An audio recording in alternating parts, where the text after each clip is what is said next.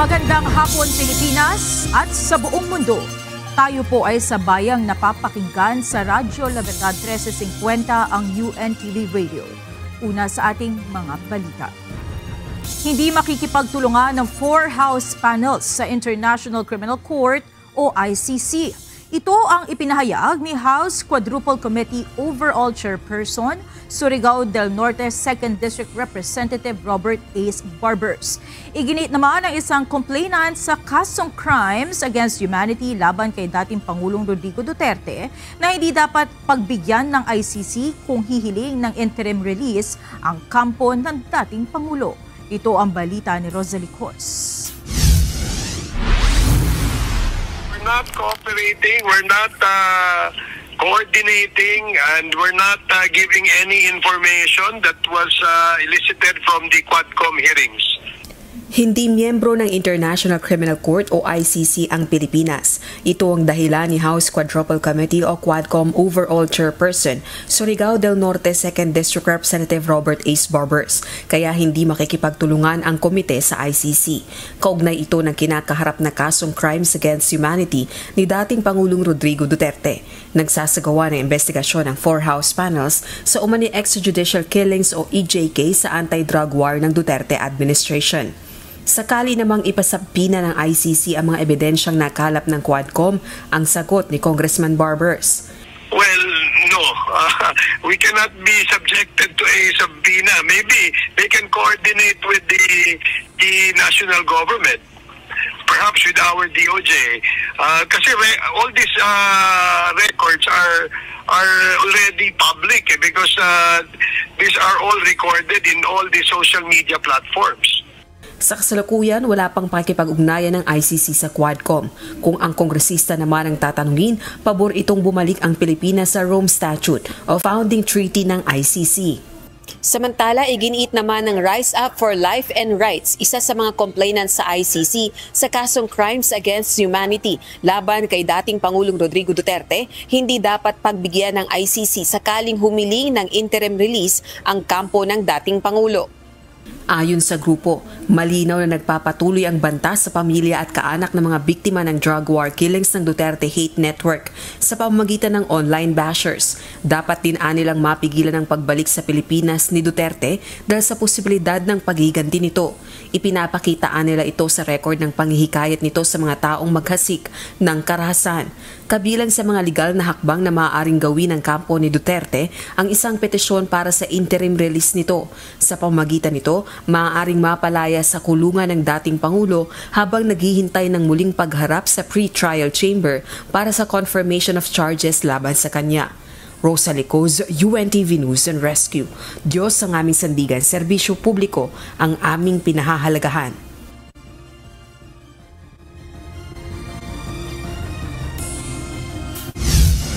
Hindi papayagan ng mataas sa kapulungan ng Kongreso na arestuhin ang sinumang miyembro nito sa loob ng Senado. Ito ang binigyan diin ni Senate President Francis Cheese Escudero kasunod ng pahayag ni Senator Ronald Bato de la Rosa sa plano niyang hingin na tulong sa tagapangulo ng Senado kapag may warrant of arrest na rin na inilabas para sa kanya ang International Criminal Court. Samantala, nilinaw naman ni Escudero na anumang maging desisyon ng Korte Suprema ay hindi binding sa ICC. Ito ang balita ni Asher Cadapan Jr. Hindi papayagan ng Senadong arestuhin ng sinumang miyembro niya sa loob ng Senado, lalo na kung merong sesyon.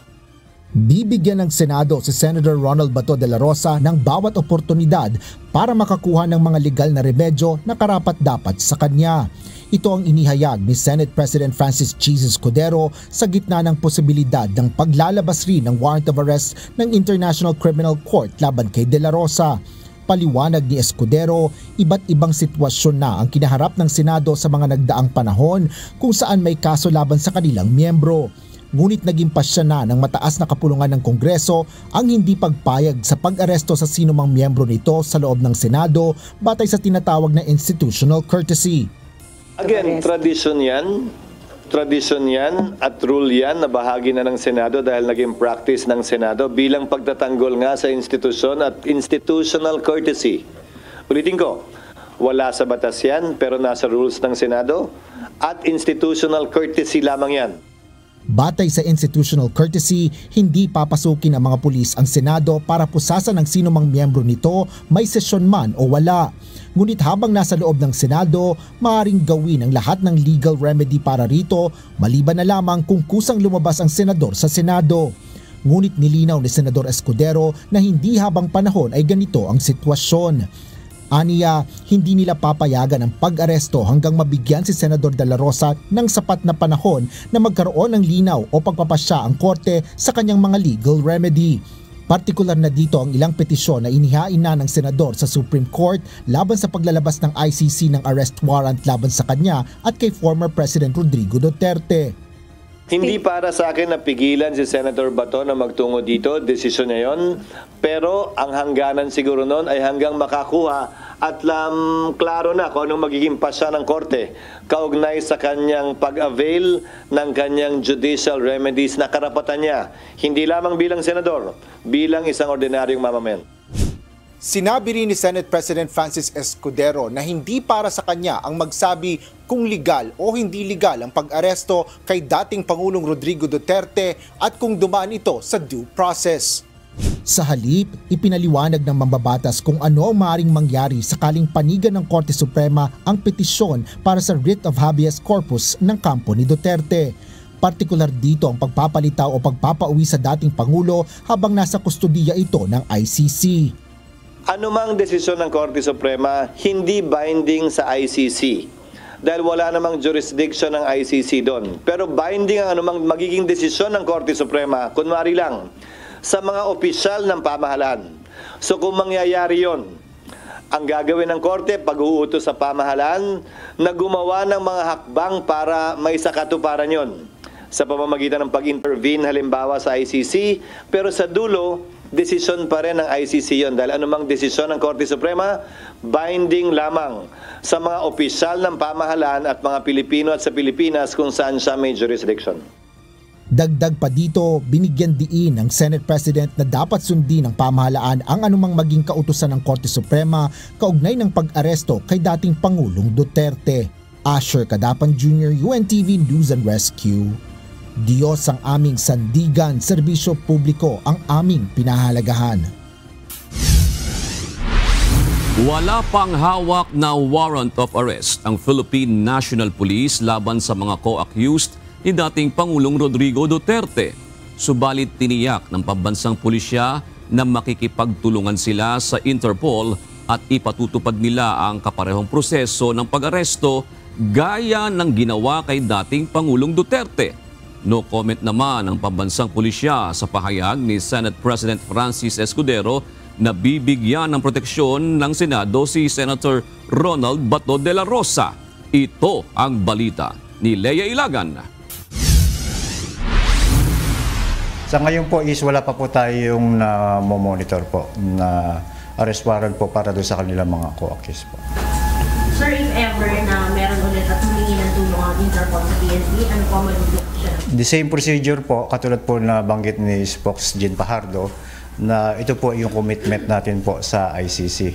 The same procedure po, kung hingi po sila sa atin ng tulong, ay the same accord po ang ibibigay po natin sa kanila. Muling makikipagtulungan ng Philippine National Police sa Interpol.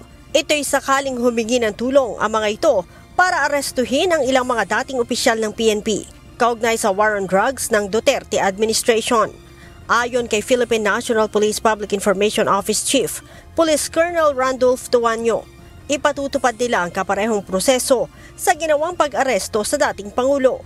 Tumanggi naman si Tuanyo na magkomento sa pahayag ni Senate President Cheese Escudero na hindi nila papayagan na arestuhin si Senator Ronald Bato de la Rosa sa loob ng Senado lalo na kapag mayroong sesyon.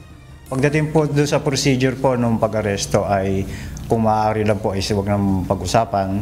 Basta ang sinasabi lang po yung commitment lang po ng Pilipinas po sa pagsisilbi po ng warrant kung sakaling hihiling po yung Interpol po. Kinumpirma din ni Tuanyo na handa ang Philippine National Police na humarap sa anumang investigasyon kaugnay sa pag-aresto kay former President Duterte. Ito'y matapos na magpahayag ng kahandaan si Senator Amy Marcos na imbestigahan kung nagkaroon ba ng due process ang pag-aresto sa dating presidente. Yung pong proseso po ng pag-aresto po ay hinahayaan na po natin sa korte po pag-usapan. Sapagkat sinasabi nga po natin, ang PNP po ay nanatiling support role lang po. Bukod kay dating Pangulong Duterte, kasama din sa inimbestigahan ng ICC ay sina dating PNP Chief at ngayon ay Senator Ronald Bato de la Rosa, dating PNP Chief Oscar Albayalde, dating CIDG Director Police Major General Romeo Karamat, dating Intelligence Officer Brigadier General Eleazar Mata, at dating NAPOLCOM Commissioner Edelberto Leonardo. Leia Ilagan, UNTV News and Rescue. Diyos ang aming sandigan, serbisyo publiko ang aming pinahahalagahan. Itinakda na ng Senate Committee on Foreign Relations sa Huwebes, March 20, ang pagdinig sa pag-aresto kay dating Pangulong Rodrigo Duterte. Lilinawin ng komite ang involvement o partisipasyon ng International Criminal Court, International Criminal Police Organization at iba pang ahensya ng pamahalaan sa pag-aresto sa former president. Ito ang balita ni Ivan Alvarez. Pero kung yan po ang nais ni Senadora, she's free to do that. Itinakda na ng Senate Committee on Foreign Relations sa Huwebes, March 20 ang pagdinig kaugnay ng pag-aresto kay dating Pangulong Rodrigo Duterte. Ayon kay Senator Amy Marcos na chairperson ng Committee on Foreign Relations at siya ring nananawagan ng investigasyon, kailangang mabigyan linaw ang involvement o partisipasyon ng International Criminal Court, International Criminal Police Organization at iba't ibang ahensya ng pamahalaan sa pag-aresto sa former president. Maging kung nasunod ang mga protocol upang matiyak ang mga karapatan ni FPRRD sa ilalim ng batas. Kabilang sa iimbitahan ng komite sa pagdinig ang mga opisyal ng Philippine National Police o PNP, Office of Transportation Security sa ilalim ng Department of Transportation o OTS-DOTR at Department of Justice o DOJ. Gayon din ang Department of Foreign Affairs o DFA, National Security Council, Civil Aviation Authority of the Philippines o CAAP at iba pang resource persons at mga saksi. Ayon sa mambabatas, dapat tugunan ng Senado ang mga critical na issue na ito upang matiyak ang jurisdiksyon ng bansa at malinaw ang mga polisiya na ipinaiiral sa mga law enforcement agencies, lalo na't nagdudulot na ng pagkakabahabahagi ang nangyayari ngayon. Nagpahayag naman ng kahandaan ng PNP na makikipagtulungan sa anumang pagsisiyasat. Handa po ang PNP na makipag-cooperate sa lahat po ng investigation. Hindi naman pipigilan ng Malacanang ang presidential sister sa plano nito. Ayon kay Palace Press Officer Attorney Claire Castro, handa silang magpadala ng kinatawan sa pagdinig kung kinakailangan. If necessary, if it is for if the inquiry is in aid of legislation, we will respect the request of Senator Amy. Umaasa naman si Senate President Francis Escudero na makakatulong ang investigasyon upang mabigyan linaw ang issue. Kung ang concern ni Senator Amy ay grabe na yung divisiveness sa pagkakawatak-watak natin, edi sana ang maging dulo ng kanyang pagdinig ay maghilom tayo at magkaroon ng pagkakaisang muli at hindi lalo pang dagdagan. Kung yun ang pakay niya, sang-ayon ako sa pakay na yon. Ivan Alvarez, UNTV News and Rescue. Diyos ang aming sandigan, serbisyo publiko ang aming pinahahalagahan. Umatras ang Office of the Solicitor General o OSG na irepresenta o maging abogado ng mga respondents sa 3 petition for habeas corpus na inihain ng mga anak ni dating Pangulong Rodrigo Duterte. Samantala, naniniwala naman si dating Presidential Legal Counsel Salvador Panelo na makatutulong ito sa kaso ng dating presidente. Ito ang balita ni Dante Amento live. Dante, kung umatras ang SOLGEN para ipagtanggol ang panig ng gobyerno dyan sa petisyon ng mga Duterte, sino ngayon ang kakatawan sa mga respondents dyan sa kaso? Magandang gabi, Monica. Sa nakuha nating impormasyon, ang Department of Justice o DOJ na ang siyang magsisilbing legal counsel o mga abogado ng mga respondent. At inaasahan din natin na ngayong araw ay mayroon silang isusumite sa Korte Suprema. Ang hindi pa lamang malinaw sa atin, Monica, kung ano yung kanilang isasubmit sa Supreme Court, kung ito na ba yung komentaryo doon sa hinihiling na komentaryo ng Supreme Court sa habeas petitions ng magkakapatid na Duterte.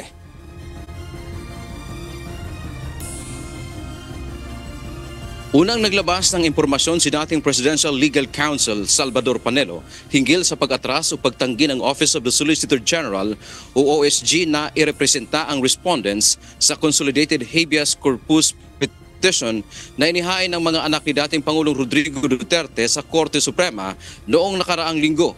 Hiniling ng magkapatid na Mayor Baste, Congressman Pulong Duterte at Kitty Duterte sa korte na ibalik ang kanilang ama sa bansa at ito ay palayain. Sa halip na sumagot sa kautusan ng korte hinggil sa petisyon, naghain kanina ng manifestation at motion ang OSG na nagsasabing ayaw nilang maging abogado ng pamahalaan o mga respondent.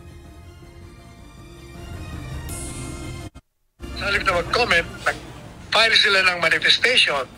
At sinasabi nila na humingi sila ng permiso na hindi nila po pwedeng i-represent ang mga respondents. Lucas Bersamin, si PNP Chief Marvel, Secretary Remulla at si General Torre.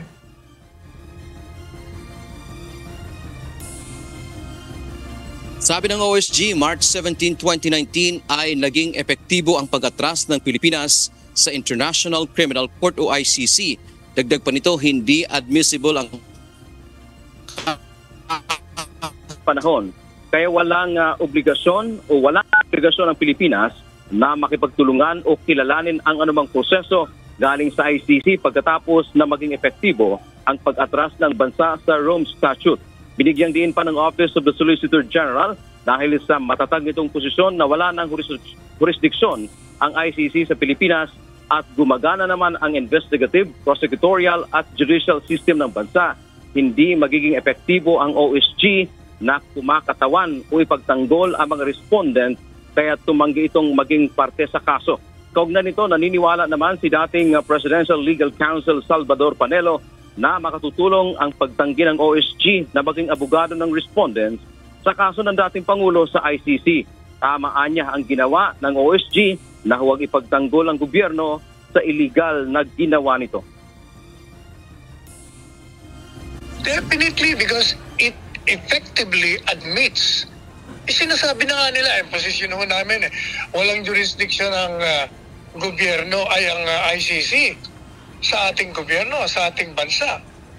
Kung ikaw naman ang abogado, publicly, officially, yun ang posisyon mo. Paano ka papasok sa Supreme Court at ipagtatanggol mo yung mga dinimanda na gumawang illegal at batay sa kanilang pananaw na may jurisdiction? Di ba taliwas yun, saliwa, saka baka pamakasuhan pa sila. Monica, sa isang pahayag ng tagapagsalita ng Korte Suprema na si Attorney Camille Ting, kinumpirma nito na natanggap na nila ang motion at manifestation ng OSG kaninang alauna ng hapon. Kasama nga sa motion ng OSG ay huwag na magiging bahagi ng respondent si Solicitor General Minardo Guevara. At exactly nga, Monica, ngayong araw ang ika-6 na taon mula nang kumalas ang Pilipinas sa Rome Statute o sa International Criminal Court. Yan muna ang ating update mula dito sa Maynila. Balik si Monica. Maraming salamat, Dante Amento. Nang paumanhin ng grupong Bayan Europe sa nagawang pagkakamali sa isinagawang mass rally kasabay ng pre-trial kay dating Pangulong Rodrigo Duterte sa International Criminal Court noong Biyernes. Sa isang pahayag, inamin ng grupo na isa sa ginamit nilang litrato ng mga umano'y biktima ng extrajudicial killings ng Duterte drug war ay hindi naman pala biktima ng EJK. Ayon sa grupo, misidentified photo nila ito. Nakipag-ugnayan na nila sila sa kaanak ng nasabing namayapa upang humingi ng dispensa. Nangako ang mga ito na gagawing mas masusi ang validation process upang matiyak na tama ang kanilang gagamiting campaign materials sa mga susunod na kilos protesta. Iniimbestigahan na ng Philippine National Police ang mga nagpapakalat ng maling impormasyon o fake news sa social media. Ayon kay Philippine National Police Public Information Office Chief Police Colonel Randolph Tuanyo, isa-isa na anyang tinutukoy ng anti-cybercrime group kung sino ang nag-post ng mga ito. Kasama din anya sa imbestigahan ng ACG at CIDG ay ang tila panloloko ng isang nanay na nakilalang si Aling Sheila sa publiko kaugnay sa pagkamatay ng kaniyang anak. Nakita si Aling Sheila sa larawan ng mga magulang ng mga biktima ng umano'y extrajudicial killings sa panahon ng Duterte administration. Ngunit nakilala si Aling Sheila ng kanyang kapitbahay at sinabing hindi mga pulis kundi mga adik ang pumatay sa anak nito noong 2024 at hindi noong panahon ni dating Pangulong Rodrigo Duterte.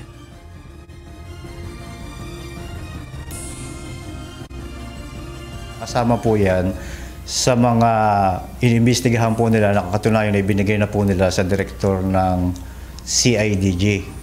Na sinasabi po nila, doon sa report po na binanggit ninyo, yung isang picture po doon na kumakalat ay insidente na nangyari nung last year lamang po. Na ang sinasabi, di umano, na yung biktima ay pinatay ng kapwa adik po yata. Yun po yung report. Lahat po yan, kasama po sa report na nilalaman po na isusumiti ni Director ACG kay Director CIDG for his appropriate action, sir. Sir, may tendency ba may kaharapin yung mga yung nanay po mismo nung may hawak na placard, anong picture frame ng anak niya na namatay tapos kasama po yan sa binigay ni Director ACG po sa kanyang legal officer na magko-confer po sa legal officer naman po ng CIDG para sa mga kaukulang kaso kung may mga dapat pong kasuhan. Unan ng UNTV News and Rescue Team ang isang tawag ng Tagum City Disaster Risk Reduction and Management Office kaugnay sa mga sugatan sa lungsod dahil sa nangyaring kaguluhan na kinasasangkutan ng mga kabataan. Isang ginang ang nadamay rin at nasugatan. Ito ang balita ni Hazel Fuerzas.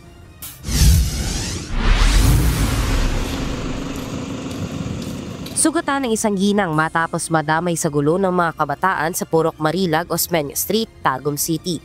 Ayon sa biktima, pasado 1:00 ng madaling araw nitong Linggo, March 16, nakarinig siya ng nagsisigawan sa labas ng kanyang bahay. Nang lumabas siya upang mag-usyoso, hindi niya inaasahang nadamay na siya sa away ng mga kabataan. Dinala ang mga ito sa police station sa Tagum City. Tumawag ang Tagum City Disaster Risk Reduction and Management Office sa UNTV News and Rescue para lapatan ng first aid ang mga sugatan. Hiwa sa bukong-buko ang natamo ng biktima matapos tamaan ng bubog ng bote. Sugatan din ang stepmother na nagtamo ng hiwa sa kanyang paa sa pagkakaapak sa bubog at isang kabataan naman na kasama sa kaguluhan ang nagkaroon ng hiwa sa kanyang kilay, sanhi ng pagkakahampas sa kanya ng upuan. Ayon sa mga nakasaksi, nagmula ang gulo sa hindi pagkakaintindihan ng dalawang grupo. Tumanggi nang magpadala sa ospital ang kabataan habang ang ginang at ang stepmother nito ay dinala sa Davao City Regional Medical Center. Hazel Fuerzas, UNTV News and Rescue. Diyos ang aming sandigan, serbisyo publiko ang aming pinahahalagahan. Nilinaw ngayon ng House Quadruple Committee na nananatili ang arrest at contempt order na kanilang in-issue laban kay dating presidential spokesperson Attorney Harry Roque.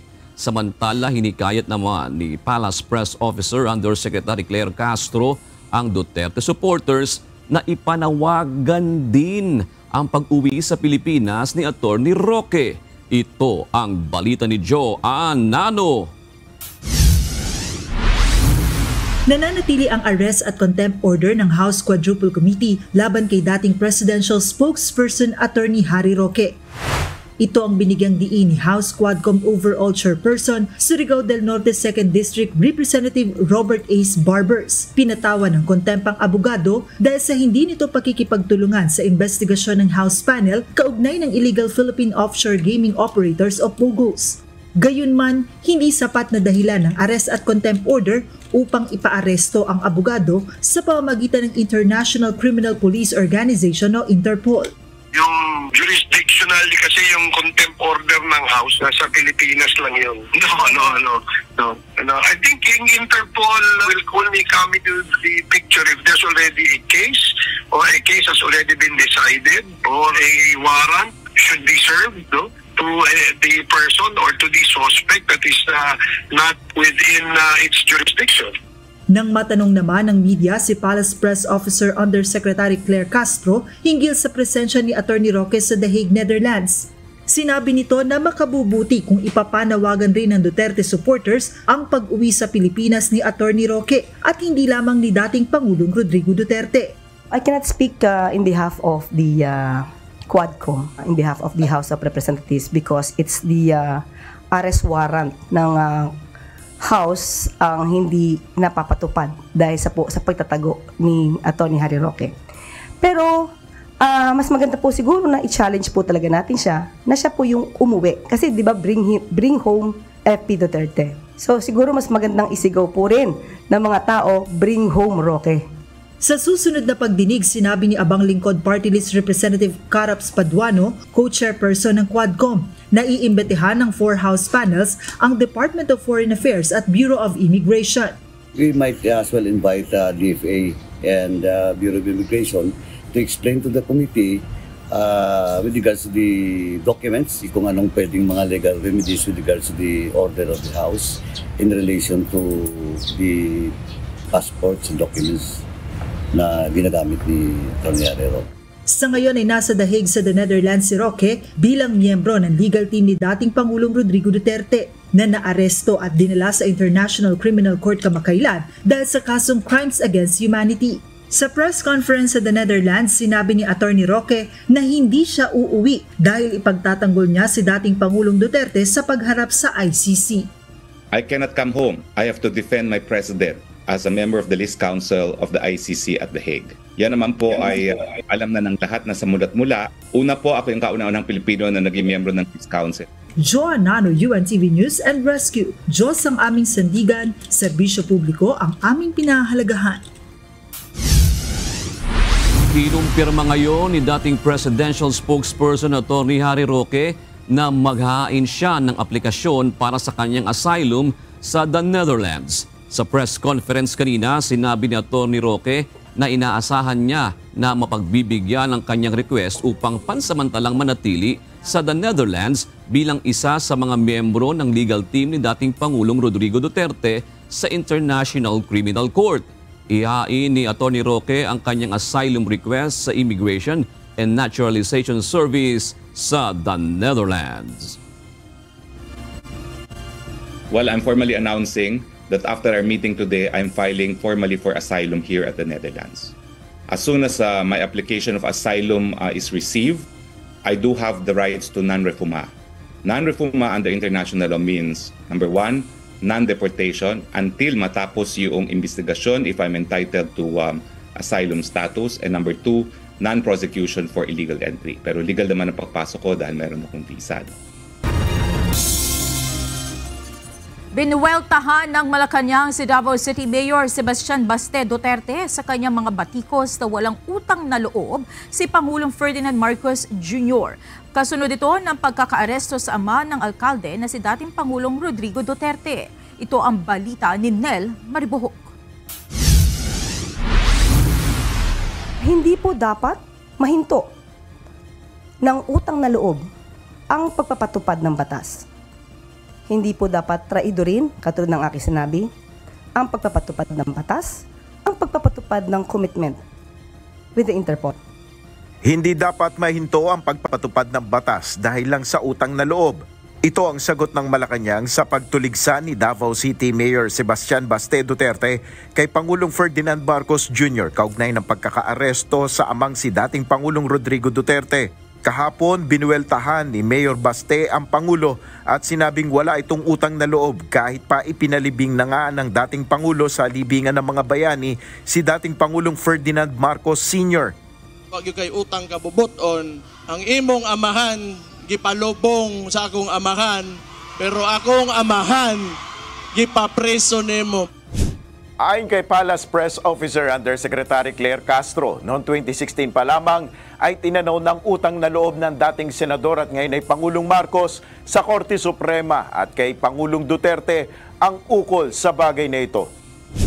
Noon pa po sila nagpasalamat at sinabi nga nila forever silang tatanaw ng utang na loob sa napakagandang gesture ng dating Pangulong Duterte. Pero ang pagtanaw po ng utang na loob ay hindi dapat madiskaril at hindi dapat magtraidor sa batas at sa hustisya.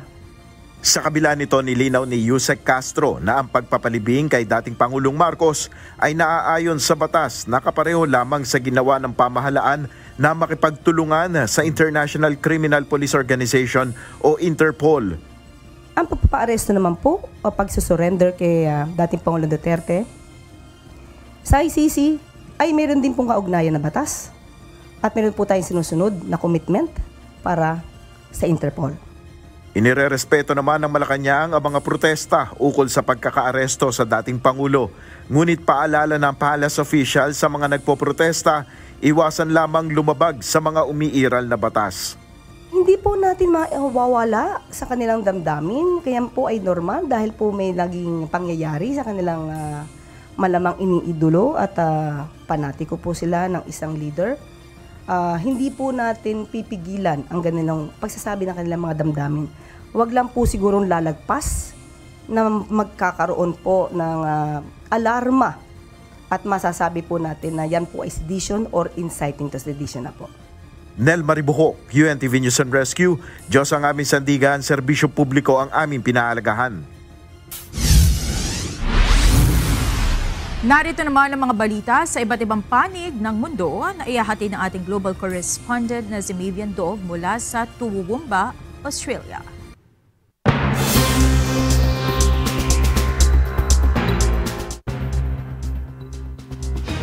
Hihilingin ng Russia ang mga garantiya na huwag ibilang ang Ukraine bilang miyembro ng North Atlantic Treaty Organization o NATO. Ito ang isa sa demand ng Kremlin para makibahagi sa panukalang 30-day ceasefire ng Estados Unidos sa Ukraine. Sinabi ni Russian Deputy Foreign Minister Alexander Grushko sa isang media outlet na hihilingin nila na maging bahagi ng kasunduang ito ang mga tiyak na garantiya sa seguridad. Bahagi rin ng mga garantiyang ito ay dapat neutral ang status ng Ukraine sa anumang peace deal. Una nang sinabi ni Russian President Vladimir Putin na suportado niya ang panukala kasabay ng paglalahad ng ilang mahihirap na kondisyon. Nasa 42,000 asylum seekers sa United Kingdom ang naghihintay sa pagdinig ng kanilang apela matapos tanggihan ng Home Office ang kanilang initial claims.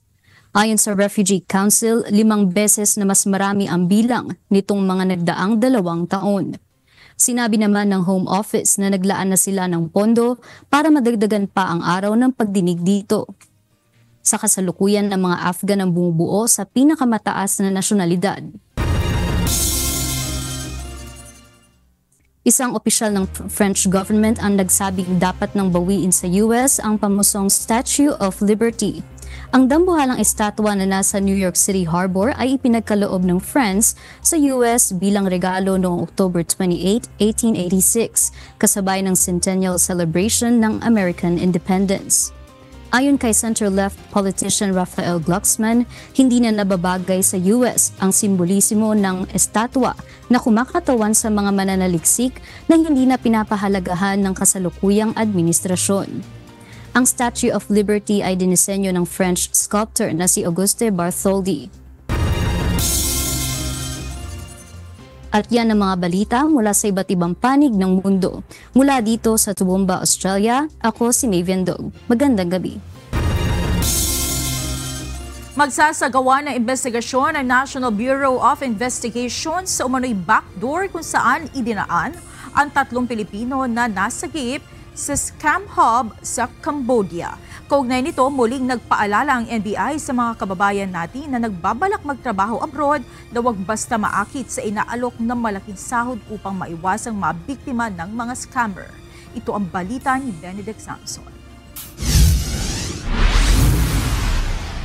sumakay sila ng maliit na bangka sa kalagitnaan ng dagat, inilipat sila sa malaking bangka at napunta na sila sa Sabah. Gumamit ng backdoor para makalabas ng bansa. Ito ang sinabi ng National Bureau of Investigation na pinagdaanan sa 3 Pilipino na nasagip sa scam hub sa Cambodia. March 11 nang makatanggap ng video ang NBI na kung saan humihingi ng saklolo ang mga biktima matapos ang naranasang panggugulpi dahil sa pinipilit umano silang mang-scam. Sila ay biktima ng mga scammers. Inaya sila magtrabaho sa Thailand para maging call center agents.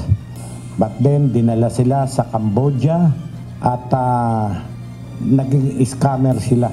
Nung hindi sila makatupad sa gustong mangyari nung employer doon, dinala sila sa bundok at ginulpi ng ginulpi. Nagulat na lang tong mga biktima po natin na instead na mag-work sila as customer service representative, sinabihan po sila na hindi sila pwedeng lumabas sa compound at ang trabaho nila ay mang-scam ng foreigners age 55 pataas. Ayon sa NBI, hindi nila magiging matagumpay ang pagsagip kung hindi tumulong ang law enforcement agency sa ibang bansa. Importante yung meron tayong cooperation sa Interpol dahil member country tayo. So ayun, nakita na natin ang importansya ng Interpol cooperation na iligtas natin itong 3 nating kababayan sa masamang mangyayari sa kanila doon. Inaalam na rin ng NBI ang mga kasabwat sa ginawang pagpapaalis sa mga Pilipino. Based on BI's initial investigation, the mark on the passport were genuine but with counterfeit BI border stamp.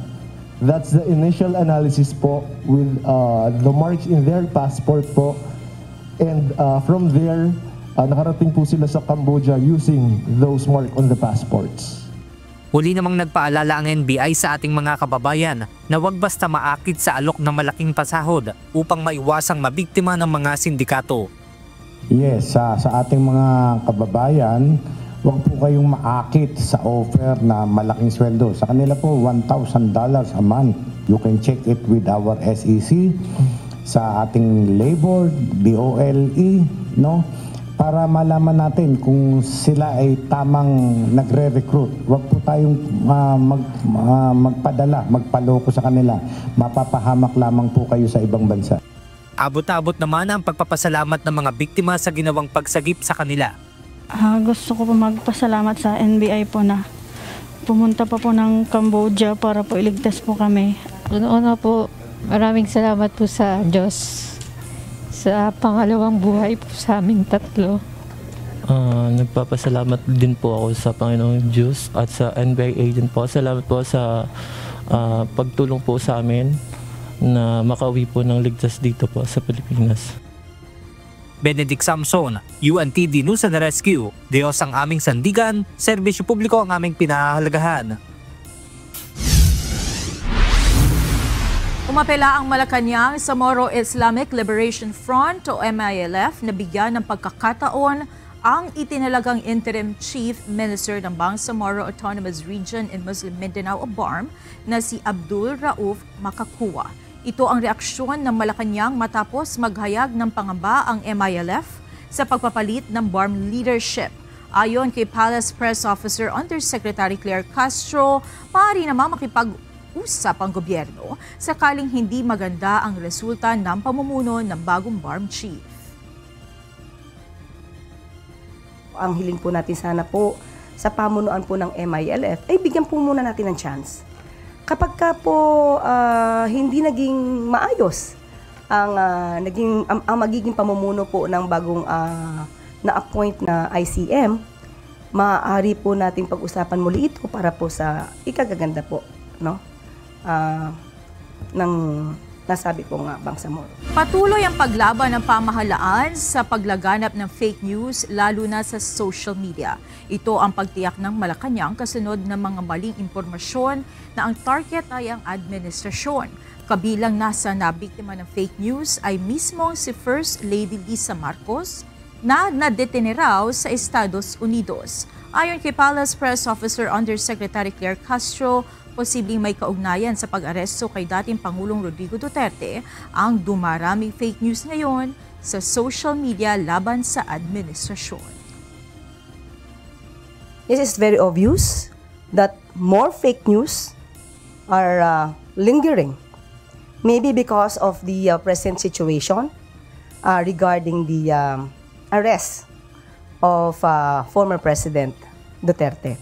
We are taking steps like what we had last week.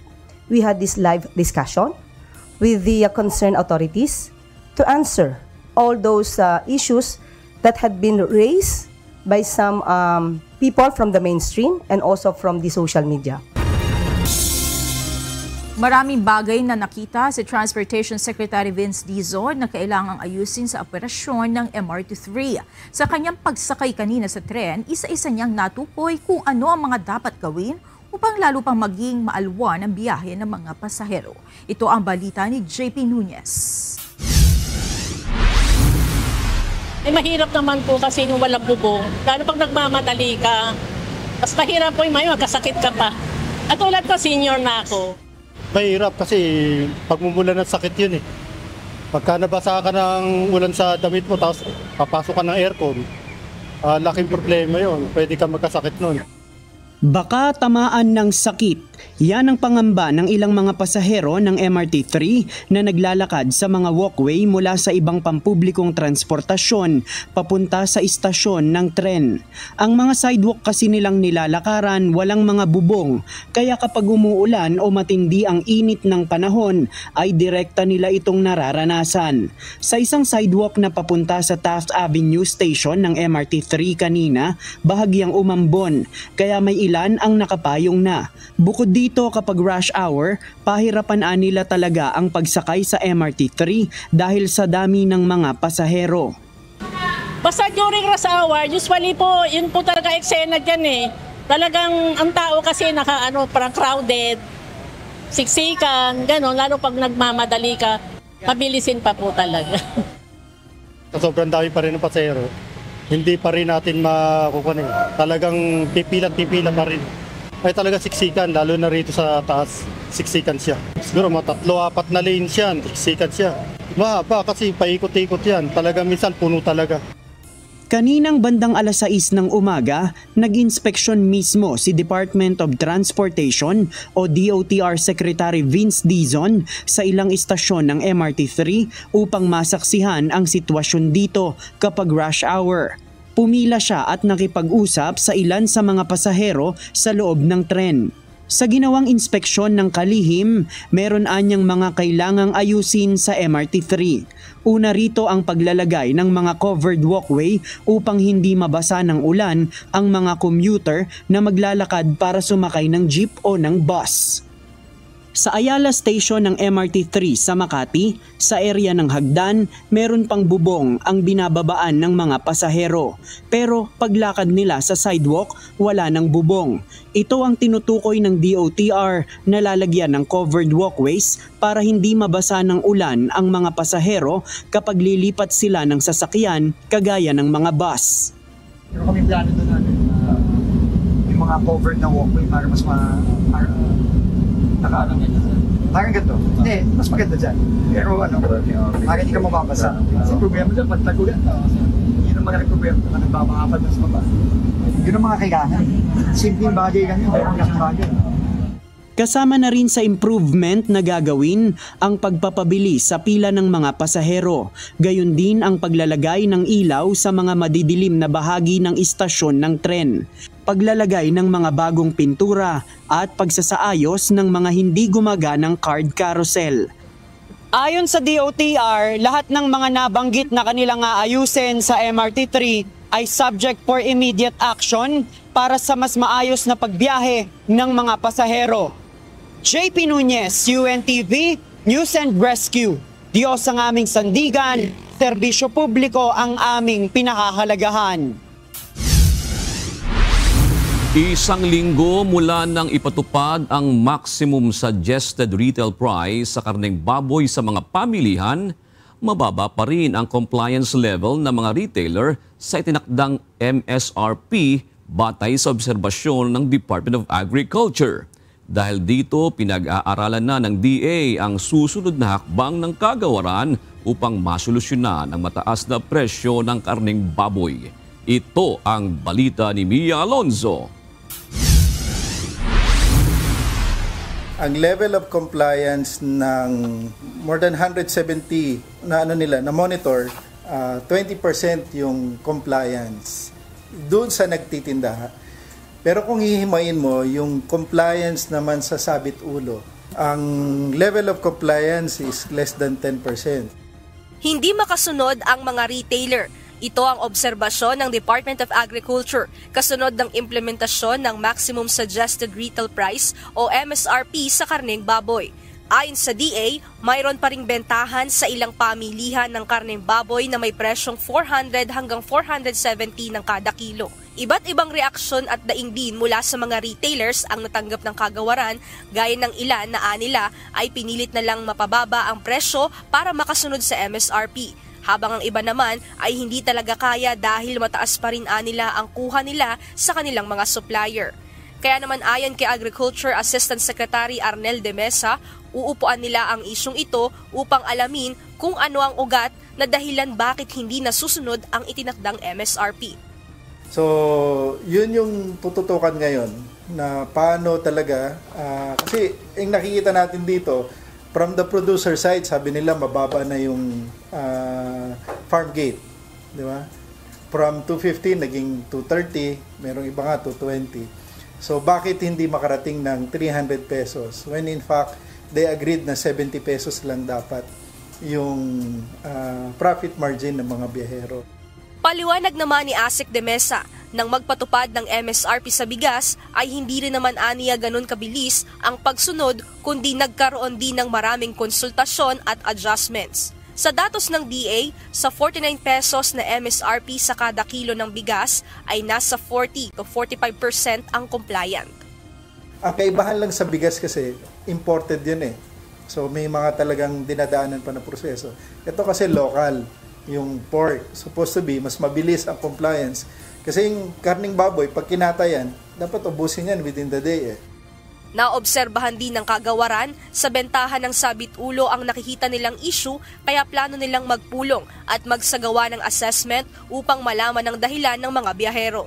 Gayunman, sakali naman na magpatuloy na hindi mapababa ang presyo ng baboy ay magkakaroon na ng intervention ng gobyerno ayon sa DA. Isa sa mga plano, ang FTI will also buy sa market ng baboy at dahil siya ay, kagaya ng ginagawa niya sa bigas, hindi siya kikita, hindi siya malulugi, dahil walang masyadong layers, pwede sila mag-intervene na mas mura. Plano ng ahensya na magkaroon ng programa sa pagbebenta ng baboy, kagaya ng ideya ng Rice for All sa mga kadiwa stalls, upang maging available ito sa murang halaga. Mia Alonzo, UNTV News and Rescue. Diyos ang aming sandigan, serbisyo publiko ang aming pinahahalagahan. Dalawa pa lang sa mga lokal na pamahalaan ng Bulacan ang sumali sa Food Security Emergency Program ng Department of Agriculture. Ito ay ang bayan ng Malolos at San Rafael. Kaya naman nananawagan ang National Food Authority sa iba pang LGU sa lalawigan na samantalahin ang pagkakataon na makabahagi sa programa dahil ang kanilang constituents ang makikinabang dito. Ito ang balita ni Nestor Torres. San Rafael and yun pong Malolos.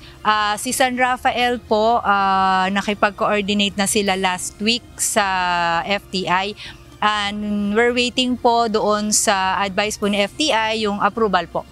Pinaalalahanan ngayon ng National Food Authority ang mahigit 20 local government units sa Bulacan na makiisa sa pinatutupad na Food Security Emergency Program ng pamahalaan. Ayon kay NFA Rhoda Talents, Acting Branch Manager ng Bulacan NFA, February 3 nang ipinag-utos ito ng Department of Agriculture kung saan mabibili ng LGU sa NFA ang bigas ng 33 pesos per kilo at ibebenta naman ito ng 35 pesos per kilo ng LGUs. Pero ang problema ng NFA, maraming LGUs pa rin ang hindi nakikipag-ugnayan sa Food Terminal Incorporated na itinalaga ng DA para makabili sa kanila ng murang bigas. Mayroon pong pakikipag-ugnayan, yun pong mga LGU sa Food Terminal Incorporated. So magkakaroon po sila ng MOA, and then po yung MOA na yun, bibigyan po ng copy si NFA para po si FTI po yung magsasabi sa amin kung sino po yung LGU na na-approve po yung request para po sa ibenta po nila sa kanilang mga constituents. Ayon pa sa opisyal, sapat ang supply ng palay ng Bulacan. Nasa 340,000 bags ng palay o kapag nagiling ito ay katumba sa 240,000 kilos ng bigas. Ang kailangan lang ng NFA ay ang tulong ng LGUs para mabawasan ang kanilang stock sa mga bodega. Makakatulong po sana yung mga LGU na bumili ng bigas ng NFA para po ma-distribute sa mga taong bayan.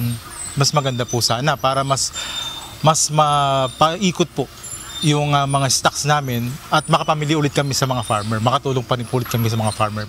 Samantala, ayon sa NFA, nabibili nila ang palay sa magsasaka sa Bulacan ng 18 pesos per kilo na sariwa, habang sa tuyo naman ay 24 pesos per kilo. Tone-tonelada ng mga palay ang binili ng NFA sa mga magsasaka sa Bulacan. Kagaya nitong quality na tuyong palay na kapag giniling ay magiging magandang klase ng bigas. Malaking tulong din para sa mga magsasaka ang pagbili ng NFA ng palay sa kanila. Tagang mahirap rin, tagang ano lang talaga. Pero at least kahit pa paano nakakatulong sa pamilya ko. Yan, nakakapag-aral ng mga anak ko sa dito kumukuha. So, ito yung naasalang namin, sa palay rin eh. Samantala, patuloy pa rin ang pakikipag-ugnayan ng NFA Bulacan sa LGUs para sumali sa programa ng DA. Nestor Torres, UNTV News and Rescue. Diyos ang aming sandigan, serbisyo publiko ang aming pinahahalagahan. Itinakda na ang ikatlong civilian caravan na isasagawa sa West Philippine Sea sa buwan ng Mayo. Isang Peace and Solidarity Sea Concert ang isasagawa ng mga makikilahok ngayong taon.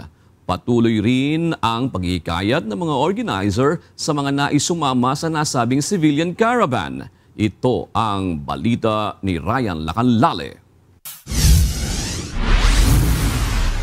Ngayong Mayo 25, 2025 ay maglalayag tayo muli. Bit-bit ang mensahe ng kapayapaan at pagkakaisa with the powerful use of music. And through the power of art and collective action, we will fight for what is rightfully ours.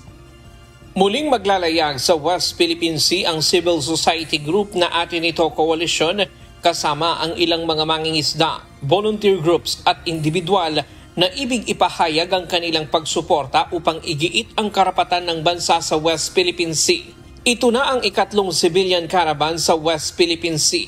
Isang konsyerto ang pinaplano ng grupo habang naglalayag sa loob ng Exclusive Economic Zone ng Pilipinas na tatawaging Peace and Solidarity Sea Concert.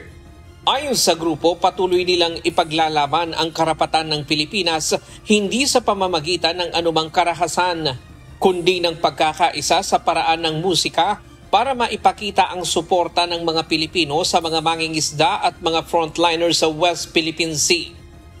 Ang gamit po natin hindi sandata or weapons of war. Ang gamit po natin ay the unyielding force of music and solidarity. Yung pagkakaisa natin sa pamamagitan ng musika. Naghahanap po tayo ng paraang mapayapa ma-resolve ito. Ang laban natin ay just asserting our legal rights and we are mobilizing what are our advantages. Ayon sa grupo, mayroong tatlong layunin ng misyong ito. Una ay isulong ang kapayapaan at pagkakaisa sa pamamagitan ng musika. Ikalawa ay suportahan ng local communities gaya ng mga mangingisda. At ang ikatlo ay ang pagkakaisa para sa kapayapaan sa rehiyon. Ayon sa mga mangingisda, mula ng simula ng civilian caravan, nagkaroon sila ng pag-asa at naramdaman nila na mayroong nagmamalasakit para sa kanilang kapakanan sa kabila ng mga panggigipit ng China. Kahit man sa pamahalaan ay nabibigyan sila ng atensyon para sa kanilang mga pangangailangan. yung ginawa po ng ating coalition ay dito kami nabuhayan at matuto namin ipaglaban din yung aming karapatan bilang mga bansa sapagkat nakita namin ang sambayan ng Pilipino pala ay mayroong handang tumulong para suportahan po yung aming mga kabuhayan. Ayon naman kay retired Supreme Court Associate Justice Antonio Carpio, para magtagumpay ang bansa sa pag-iit ng karapatan sa West Philippine Sea ay dapat magkaisa ang bawat Pilipino simula sa mga leader ng bansa. It's very important for us to successfully defend the West Philippine Sea. We must be united. And our leader, our president, who is the commander-in-chief of the Armed Forces of the Philippines, must be steadfast in defending the West Philippine Sea. We must not yield a square inch of our territory or maritime zone. Bukod sa ilang kilalang artist, hinihikayat din sa pagtatanghal ang mga mangingisda mula sa ibang bansa na claimants din sa South China Sea at maging ang iba pang mga bansa na apektado sa ginagawang agresyon ng China sa rehiyon. Tuloy-tuloy naman ang koordinasyon ng organizers sa pamahalaan para matiyak ang seguridad ng mga sasama sa caravan. Ryan Lacanlale, UNTV News and Rescue. Diyos ang aming sandigan, serbisyo publiko ang aming pinahahalagahan.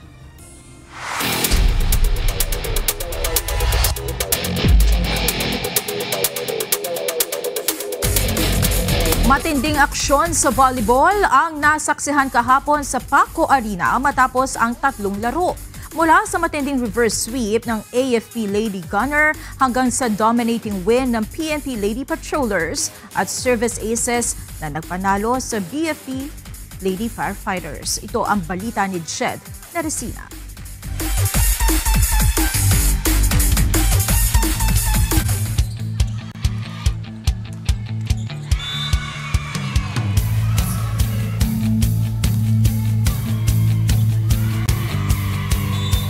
It was an epic comeback para sa AFP Lady Gunner matapos ang 0-2 sets na pagkakalamag ng PhilHealth Consulta Health Insurers. Sa unang set, matikas ang naging atake ng Health Insurers kaya naipanalo ang set sa score na 25-20. Sa ikalawang set, naging dikit ang laban dahil nagpalitan ng set points ang dalawang team, kung saan umabot sa extended game bago tuluyang pinabagsak ng PhilHealth Consulta ang AFP sa score na 26-24. Ngunit hindi natinag ang AFP Lady Gunner pagdating ng ikatlong set. Sinimulan nila ang kanilang comeback gamit ang matitinding attacks at solidong blockings. Nakuha nila ang third set sa score na 25-22. Pagdating sa ika-4 na set, mas lumaki pa ang kanilang kalamangan sa health insurers. Inalagaan ng Lady Gunner ang kanilang lead upang kunin ang set sa score na 25-19 at itulak ang laro sa isang decider set. Hindi nagpatinag ang back-to-back champions na AFP kahit pa umabot muli sa juice ang labanan. Nakuha nila ang 5th set sa score na 18-16. Tinanghal na player of the game si Sergeant Iya Yongko na gumawa ng amazing 31 points sa laban nila kontra health insurers. Medyo stiff kami nung first and second set pero kinausap kami ng coach namin na kailangan kumalma lang kami and makinig lang sa kanila kasi sila din talaga yung nakakakita sa labas kung ano yung nakikita sa amin sa loob. Bigumang makuha ang panalo, ayon kay Team Captain Karen Texon, patuloy na magpapalakas ang team ng PhilHealth para sa susunod pa nilang mga laro.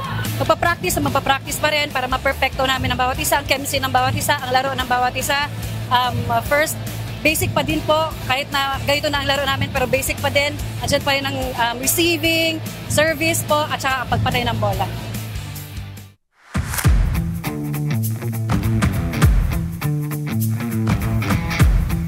Samantala, hindi na pinaporma pa ng PNP Lady Patrollers ang NCMH Wellness Warriors. Ito ay matapos nilang dominahin ang laban sa 3 magkakasunod na set. Sa unang set, umarangkada agad ang Lady Patrollers gamit ang matitinding attack points kaya hindi na nakasabay ang NCMH. Nakuha ng PNP ang set 1 sa score na 25-14. Tuluyan ng pinadapa ng Lady Patrollers ang kanilang kalaban at tinapos na ang dalawa pang set sa score na 25-16 at 25-14. Ayon sa player of the game na si Mila Ronquillo, masaya siya dahil nagbunga ng panalo ang kanilang ginawang trainings. Yung ensayo namin na twice a day, malaking tulong talaga siya sa amin ngayon during sa laro po namin po. Para naman kay Christine Miralles ng Wellness Warriors, mas puspusang training pa ang kanilang gagawin para sa kanilang mga susunod pang laban. Preparation pa rin po. Lahat po siguro na depensa, blockings, yun po. Sobrang kulang pa po kami sa lahat po talaga.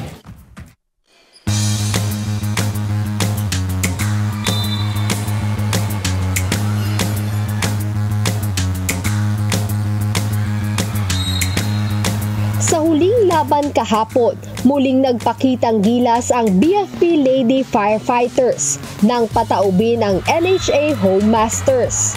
Sa isang straight set sweep, 3-0, nagpakitang gilas ang BFP ng kanilang balancing opensa at matibay na depensa. Tinapos nila ang laban sa score na 25-12, 25-20 at 25-16. Ayon sa player of the game na si Fire Officer 1 Azel Ruth Barredo, nasunod ang kanilang game plan na isang rason aniya ng kanilang panalo. Yung aim talaga namin po na mapasok lahat ng second six, mababad po. And nasunod naman po yung plan na mapasok lahat kasi every set po angat po yung score namin. Para naman sa team captain ng NHA na si Madeline Martin, familiarization at adjusting to the system na pinapagawa ng kanilang coaches ang kanilang tatrabahuhin ngayon. Meron pang konting adjustments kasi from the last 2 games namin, yung mga dating positions nila. So umikot kami, nag-experiment pa kasi kami ngayon para makuha namin yung tamang blend ng team. So siguro yun yung isang factor kasi we're still adjusting pa. Abangan ang susunod na match schedule sa darating na Miyerkules, March 19, live mula sa Paco Arena, kung saan maghaharap sa Game 1 ang NCMH Wellness Warriors kontra AFP Lady Gunner. Comelec Suffragettes laban sa PhilHealth Consulta Health Insurers sa Game 2. At PNP Lady Patrollers kontra DFA Emissaries sa Game 3. Mapapanood din ito via live streaming sa UNTV Sports Facebook page at YouTube channel. Jed Neresina, UNTV News and Rescue. Diyos ang aming sandigan, serbisyo publiko ang aming pinahahalagahan.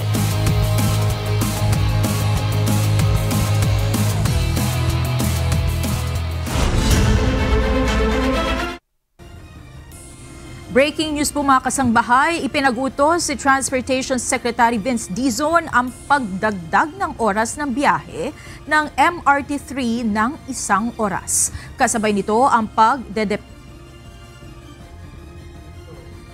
pagde-deploy ng additional trains kapag peak hours. Abangan ang detalye sa mga susunod na newscast ng UNTV.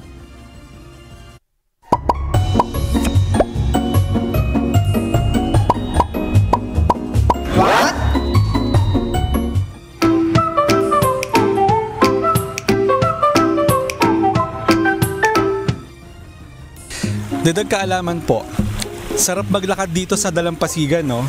Pero ito ang try nyo next time. Pag kayo'y napasyal sa mga beach, tanggalin nyo yung sapatos nyo o kaya yung tsinelas nyo at maglakad kayo ng nakayapak. Alam nyo ba, merong libreng therapy na iniaalok ang ating mga paa kapag tayo naglalakad ng nakayapak sa mga Dalampasigan. Alamin po natin. Oo, tama ang narinig mo. Ang simpleng paglalakad ng nakayapak sa buhanginan ay may nakakagulat na benepisyo sa iyong kalusugan. Ang tawag dito ay grounding o earthing.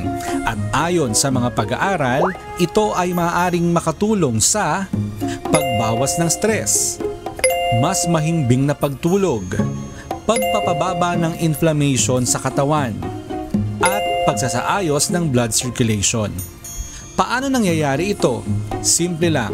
Ang lupa ay may natural na negatibong electric charge. Kapag nakayapak ka sa buhanginan, pinapahintulutan mo ang katawan mong sumipsip na mga elektron na nakakatulong sa pag-neutralize ng mga free radicals, mga bagay na konektado sa inflammation at sakit. Kaya po next time na kayo ay mapapasyal sa mga dalampasigan, hubalin nyo yung mga sapatos nyo o kaya yung tsinelas nyo. Baka ito na po ang reset na hinihintay nyo. Sana po may natutuhan kayo at laging tatandaan, mapalad po ang tao na nakakasumpo ng karunungan at ang tao na nagtatamo ng kaunawaan.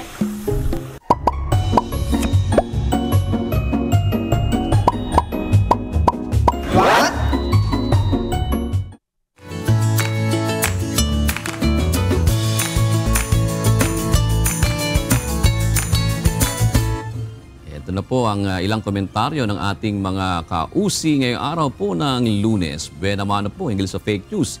Si Kulukar, sabi niya, tama, daming nagkalat na fake news. Ano po yan? Dapat maging matalino, huwag gumaya sa iba. Nakikita na nila ang katotohanan, ayaw pa maniwala. Anong tawag doon?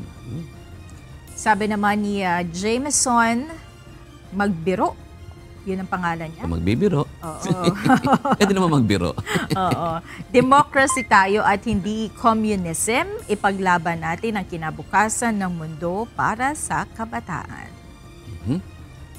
At bago natin i-shoutout ang ating mga kausi, nais po nating magpasalamat sa ating pong mga kasangbahay sa patuloy niyo pong pagtitiwala sa UNTV. Dahil nitong nakaraang linggo po, ay muling nakapagtala ng mataas na views sa UNTV News YouTube channel ang lahat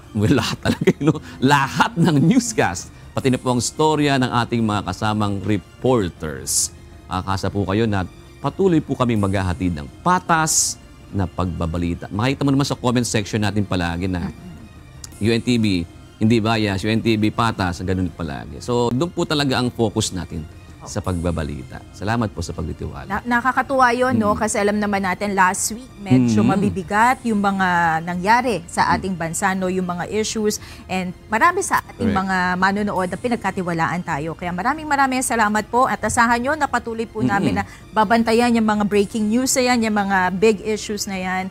At magiging patas pa rin tayo sa paghahatid. Yung mga reports natin sa The Hague, meron tayo doon na 1 million yata 1 million views. Wow. Isang araw, ganun. Tapos yung newscast nga natin, yung nakaraan yung Hataw Balita ngayon, nag 2 million yun.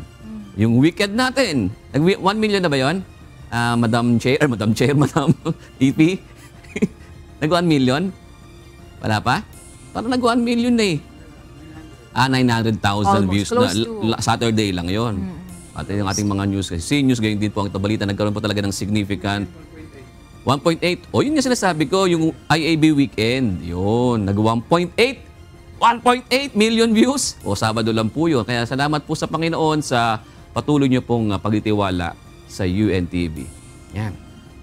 Ito na po. Shout-out naman. Shout-out na tayo at magpasalamat sa ating mga kausi. Katulad po ni, baka ayaw ko to June Manangkil, Artemio Suarez at Teodoro Pagaling. Pagaling ka po palagi, ha? Wala ka naman siguro sakit. Yan. Oo. At ganoon din kina Melody, Teresa, Italia at Felma Prado. At mga kasangbahay, kung may mga istorya po kayong nais balikan, ito na yung pinag-usapan natin, no? Yung mga uploaded natin na mga balita at iba pa mga programa.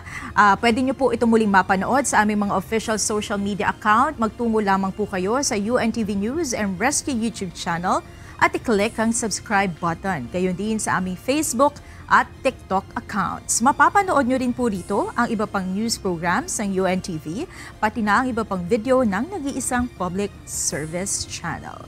Kaya subscribe, like, and share. Narito naman ang salita ng Diyos na ating sandigan. mula sa aklat ng Awit 119:174 na nagsasabi, "Aking pinananabikan ang iyong pagliligtas, O Panginoon, at ang iyong kautusan ay aking kaaliwan."